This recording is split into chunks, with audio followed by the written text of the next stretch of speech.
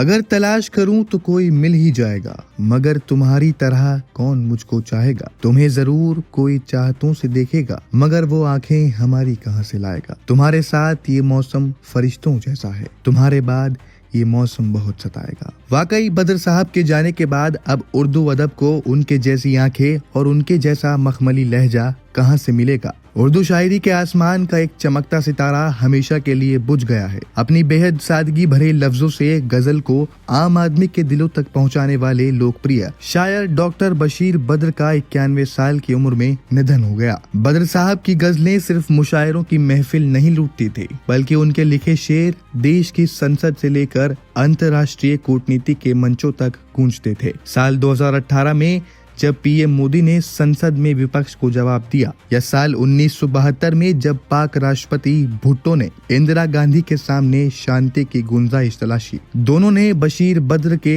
एक ही ऐतिहासिक शेर का सहारा लिया था। आखिर कौन सा था वो शेर जिसने इतिहास की कड़वाहट को कम कर दिया? देखिए हमारी इस विशेष रिपोर्ट में। लंबे समय से अस्वस्थ चल रहे डॉक्टर बशीर बद्र ने इस फानी दुनिया को अलविदा कह दिया है। उनकी पहचान उर्दू गजल को एक नया और बेहद सहज रंग देने की थी। बशीर साहब ने क्लिष्ट या कठिन उर्दू के बजाय उस जुबान में शायरी की जिसे आम आदमी रोजमर्रा की बातचीत में इस्तेमाल करता है। यही वजह है कि उनकी लाइनें सीधे दिल पर असर करती थी और आज भी मुशायरों से निकलकर आम बातचीत का हिस्सा बनी हुई है। डॉक्टर बशीर बद्र की शायरी सिर्फ अदब के शौकीनों में ही नहीं, बल्कि देश के बड़े बड़े राजनेताओं के बीच भी खासी लोकप्रिय रही है। ऐसा ही एक यादगार किस्सा देश की संसद का है। बात साल 2018 की है, जब बजट सत्र के दौरान कांग्रेस के वरिष्ठ नेता मल्लिकार्जुन खड़गे ने सरकार पर बेहद तीखा हमला बोला था। जब प्रधानमंत्री नरेंद्र मोदी जवाब देने खड़े हुए तो उन्होंने किसी कड़वाहट के बजाय बशीर बद्र की शायरी का सहारा लेकर खड़गे और पूरी कांग्रेस को करारा और लाजवाब उत्तर दिया। पीएम मोदी का शेर पढ़ना था कि पूरा सदन तालियों की गड़गड़ाहट से गूंज उठा। पीएम मोदी ने तब खड़गे की तरफ देखते हुए कहा था, दुश्मनी जमकर करो लेकिन ये गुंजाइश रहे, जब कभी हम दोस्त बन जाएं तो शर्मिंदा ना हो। ये पंक्तियां राजनीतिक विरोध के बीच भी एक मर्यादा और आपसी सम्मान का सबसे बड़ा उदाहरण बन गई। लेकिन बशीर बद्र की इस गजल का असर सिर्फ भारतीय संसद तक ही सीमित नहीं था। इससे पहले साल 1972 में जब भारत और पाकिस्तान के बीच ऐतिहासिक शिमला समझौता हो रहा था, तब पाकिस्तान के तत्कालीन राष्ट्रपति जुल्फिकार अली भुट्टो भारत आए थे। युद्ध के तनाव के बाद दोनों देशों के बीच शांति और कूटनीतिक बातचीत की गुंजाइश जुटाने के लिए भुट्टो ने भी तत्कालीन प्रधानमंत्री इंदिरा गांधी के सामने बशीर बद्र की इसी गजल का यही मशहूर शेर पढ़ा था। कूटनीति के इतिहास में ये लम्हा हमेशा हमेशा के लिए यादगार बन गया कि कैसे एक शायर के लफ्ज दो मुल्कों की कड़वाहट को कम करने की ताकत रखते हैं।